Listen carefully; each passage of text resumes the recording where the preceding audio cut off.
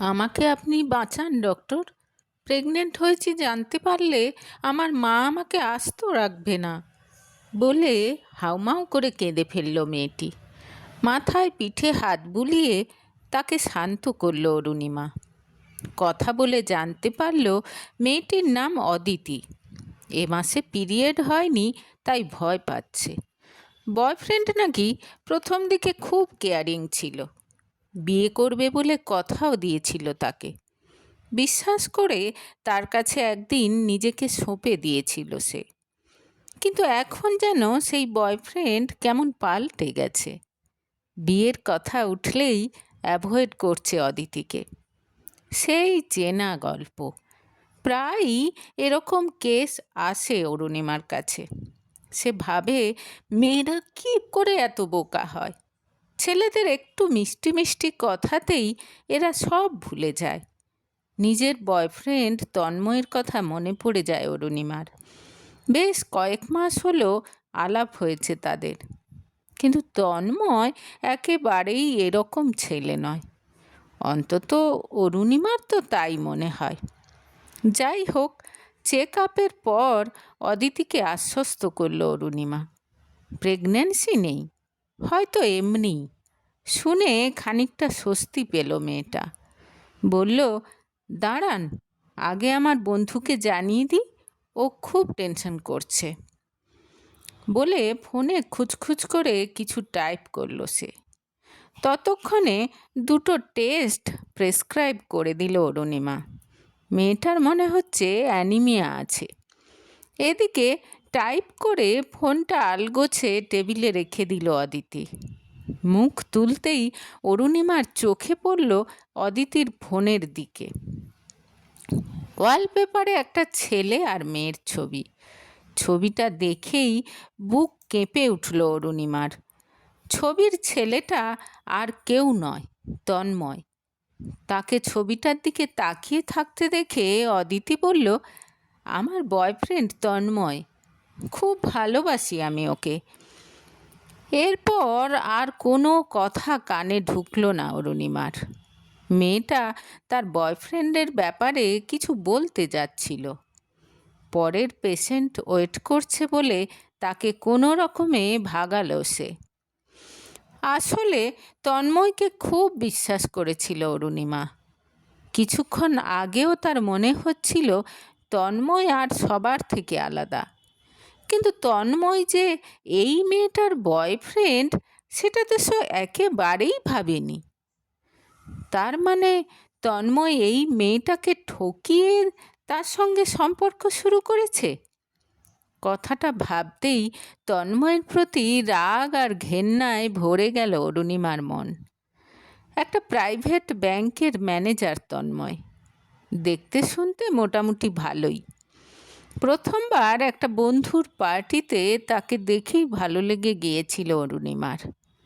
প্রথমবার কথা বলার পর তন্ময় নিজেই তার ফোন নাম্বার চেয়েছিল। তারপর ফোনে টুকটাক কথা বলতে বলতে একসময় দুজনকে প্রপোজ করে তারা। সব কিছু ঠিকঠাক চললে আর 1 বছরের মধ্যেই বিয়ে করবে, এরকম প্ল্যানও করে ফেলেছিল তারা। এখন মনে পড়ছে অরুণিমার। মাঝে মাঝেই একটা ফোন আসে তন্ময়ের, আর কথা বলতে বলতে উঠে অন্যদিকে চলে যায় সে। দূর থেকে দেখে বোঝা যায় যে সে খুব বিরক্ত হচ্ছে উল্টো দিকের মানুষটার সঙ্গে কথা বলতে। তার মানে নিশ্চয়ই তখন অদিতি ফোন করত। অরুণিমা 2-1বার জিজ্ঞেস করলেও ব্যাপারটা নিয়ে বেশি কথা বাড়ায়নি তন্ময়। ছোটবেলার একটা বন্ধু যে নাকি বারবার টাকা চেয়ে বিরক্ত করে, এরকম কিছু একটা বলেছিল তন্ময় অরুণিমাকে। তখনও চেপে গেছে ব্যাপারটা। নিশ্চয়ই নিজের মনে পাপ আছে, নয়তো চেপে যাবে কেন? ম্যাম, আর কোনো পেশেন্ট নেই, 8টা বেজে গেছে, বাড়ি যাবেন না? অ্যাসিস্ট্যান্ট সুব্রত এসে বলতে চমকে উঠল অরুণিমা। ব্যাগ গুছিয়ে ধীরে সুস্থে উঠে দাঁড়ালো। চলে যেতে গিয়েও ফিরে এসে সুব্রত রেজিস্টার থেকে অদিতির ফোন নাম্বারটা নিয়ে নিল সে। সেদিন মাঝরাত পর্যন্ত ঘুম এলো না অরুণিমার। 5-6 বার ফোন করেছে তন্ময়, ফোন ধরেনি সে। সে জানে তন্ময়ের গলা শুনলেই ভেঙে পড়বে সে। তার চেয়ে আর কোনো দিন তন্ময়ের সঙ্গে কথা বলবে না সে, দেখা তো করবেই না। এই রকম একটা ছেলের সঙ্গে আর কোনো সম্পর্ক রাখতে চায় না সে। এদিকে তন্ময় কিছুতেই বুঝতে পারে না অরুণিমা কেন তার ফোন ধরছে না। মেসেজ দেখছে কিন্তু রিপ্লাই করছে না। ভেতরে ভেতরে প্রচণ্ড অস্থির হয়ে ওঠেছে। পরদিন বিকেলে অফিস থেকে বেরিয়ে সোজা অরুণিমার চেম্বারে চলে গেল তন্ময়। তাকে দেখে চমকে উঠল অরুণিমা। লাল চোখ, উস্কো খুস্কো চুল, সব মিলিয়ে একেবারে উদ্ভ্রান্তের মতো লাগছে। তবুও পেশেন্ট আছে বলে তাকে বাইরে বসিয়ে রাখল অরুণিমা। কেবিনের ভেতরের সিসিটিভিতে বাইরে বসা তন্ময়কে খেয়াল করতে লাগলো সে। বোঝাই যাচ্ছে ভীষণ অস্থির হয়ে আছে তন্ময়। প্রায় ঘন্টা 2 তন্ময়কে বসিয়ে রাখল অরুণিমা। তারপর বেরিয়ে গিয়ে একটা ক্যাফেতে বসলো দুজন। কেন এরকম করছো অরু? কি দোষ করেছি আমি? ফোন ধরছো না, মেসেজের রিপ্লাই করছো না? ব্যাকুল হয়ে জিজ্ঞেস করলো তন্ময়। আমি ভাবতেও পারছি না তুমি কোনো মেয়েকে ঠকাতে পারো। ছি তন্ময়, একটা সরল সাদাসিধে মেয়েকে বিয়ের প্রতিশ্রুতি দেওয়ার পর তাকে ছেড়ে তুমি আমাকে বিয়ের স্বপ্ন দেখাচ্ছ, দুঃখ স্বরে বলল অরুণিমা। এরপর গতকালের কথা জানালো সে। বলার সময় তন্ময়ের মুখের অভিব্যক্তি পর্যবেক্ষণও করতে লাগলো। প্রথমে বিস্ময়, তারপর রাগ ফুটে উঠতে লাগলো তার চোখে মুখে। অরুণিমার বলা শেষ হলে এবার বলা শুরু করলো তন্ময়। প্রায় ঘন্টা 2 কথা বলার পর বিদায় নিল তারা। 2 দিন পর অফিস থেকে ফিরে মায়ের সঙ্গে তর্ক লেগে গেল তন্ময়ের। আমি তো তোমাকে বলেছি মা, অফিসে এখন খুব কাজের চাপ, এখন সিনেমা দেখতে যাওয়ার টাইম হবে না আমার। মেয়েটা কবে থেকে আশা করে আছে, এই রবিবার ওকে নিয়ে যা সিনেমা দেখতে। কেন এরকম করছিস? তুমি কেন এরকম করছো মা? খুব বিরক্ত হয়ে বলল তন্ময়। অবাক হয়ে ছেলের দিকে তাকিয়ে রইলেন তন্ময়ের মা অমলা।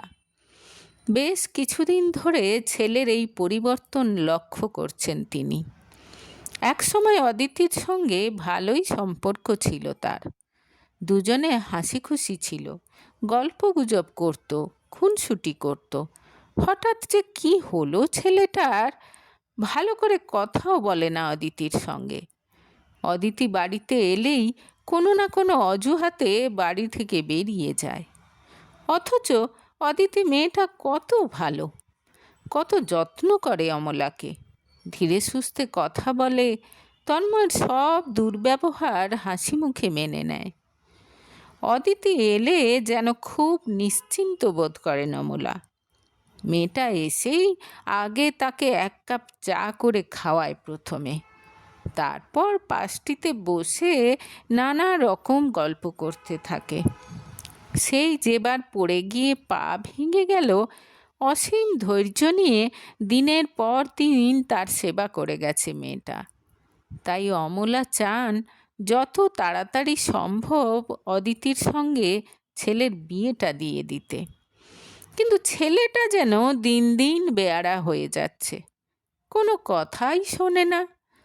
অমলা বুঝতেই পারেন না অদিতির মতো মিষ্টি একটা মেয়েকে বিয়ে করার জন্য তার ছেলে এত টালবাহানা কেন করছে। আজকাল খুব রাগ হয় তার ছেলের ওপর। বুঝতে পারেন মনে মনে কষ্ট পায় অদিতিও। এক রবিবার সকালে অদিতি এলো বাড়িতে। খুব মন খারাপ তার। তন্ময় নাকি তার সঙ্গে যাচ্ছে তাই ব্যবহার করেছে আগের দিন। খুব রাগ হয়ে গেল অমলার। বাবু, একবার নিচে আয় তো, কড়া গলায় ডাকলেন তিনি। মায়ের গলা শুনেই তন্ময় বুঝতে পারল কি হতে চলেছে। আসছি বলে ধীরে সুস্থে কয়েকটা কাজ করে নিল সে, তারপর নিচে নেমে এলো। কেন তুই এরকম করছিস বলতো? কি দোষ করেছে অদিতি যে তুই কালকে অফিসে সবার সামনে ওকে অপমান করেছিস? কড়া গলায় জিজ্ঞেস করলেন অমলা। তন্ময় আগে থেকেই জানতো এই প্রশ্নটাই করবে মা। সে বুঝতে পারছে কালকে সে সত্যি একটু বাড়াবাড়ি করে ফেলেছে, কিন্তু কি করবে সে? অদিতির ন্যাকামি আর সহ্য করতে পারছে না সে। তুমি জানো ও কি করেছে অফিসে গিয়ে? আমার প্রজেক্ট পার্টনার রুবিকে অপমান করেছে, কারণ ও আমার সঙ্গে বসে ডিসকাস করছিল। এরকম করবে জানলে আমি ওকে অফিসে ঢোকার পারমিশন দিতাম না। রুবি কি ভাবছে বলো তো? ও, তো রুবিকে নিয়ে বেশি চিন্তা, আর ওকে নিয়ে চিন্তা নেই? চিৎকার করে উঠলেন অমলা। তন্ময় বুঝল মাকে এখন কিছু বলাই বৃথা। শুধু রুবিই তো নয়, অদিতির পজিটিভনেসের জন্য সবার সামনেই অপদস্থ হতে হয় তাকে। তাই আজকাল আর অদিতির সঙ্গে কোথাও যায় না সে। তন্ময়ের আশেপাশে কোনো মেয়েকে দেখলেই তন্ময়কে সন্দেহ করতে শুরু করে দেয় সে। উল্টোপাল্টা কথা বলে, লোকের সামনে সিন ক্রিয়েট করে। অসহ্য লাগে তন্ময়ের এখন। কিছু না বলে চুপচাপ দাঁড়িয়ে থাকে সে। অন্য মেয়ের দিকে মন গেছে তোমার, না? শুনে রাখো, অদিতি ছাড়া কাউকেই আমি আমার বাড়ির বউ বলে মানব না। জেদ ঝরে পড়ল অমলার গলায়। সত্যিটা জানলে হয়তো আপনার মতটা চেঞ্জ হয়ে যাবে কাকিবা, হঠাৎ পেছন থেকে কেউ বলে উঠল। পেছন ফিরে তাকে দেখে ভুরু কোঁচকালেন অমলা। কে হে তুমি? সোজা একেবারে আমার বাড়িতে ঢুকে পড়েছ। ওকে জিজ্ঞেস করুন না, আপনার প্রিয় অদিতিকে।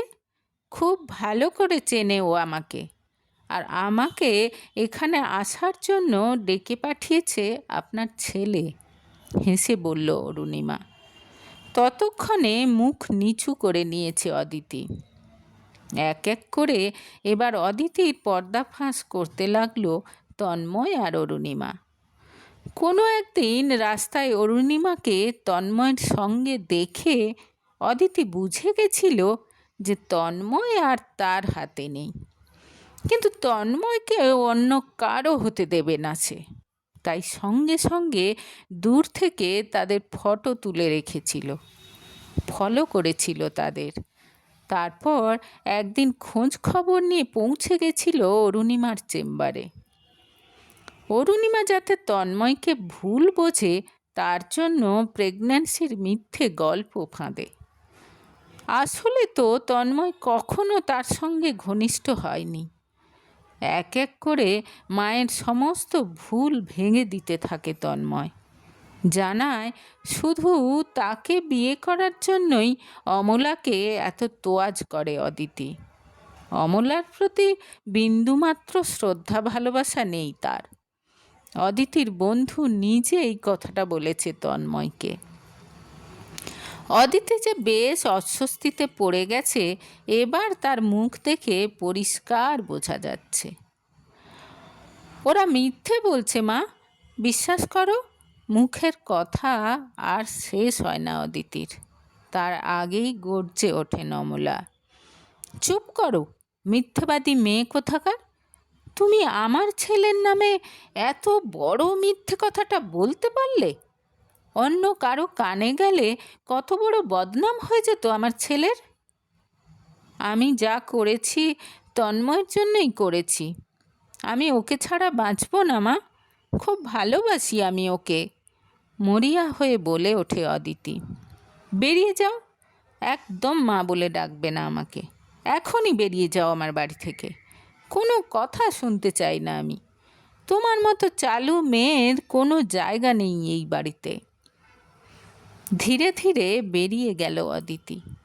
সে ভাবতেও পারেনি অরুণিমা আর তন্ময়ের মধ্যে ভুল বোঝাবুঝি এত তাড়াতাড়ি মিটে যাবে। অমলা যাতে তাড়াতাড়ি তন্ময়ের সঙ্গে তার বিয়েটা দিয়ে দেন, তার জন্য সবে সে নিজের মাকে কিভাবে অসুস্থ করা যায় তার প্ল্যান করছিল। এর মধ্যেই সব গণ্ডগোল হয়ে গেল।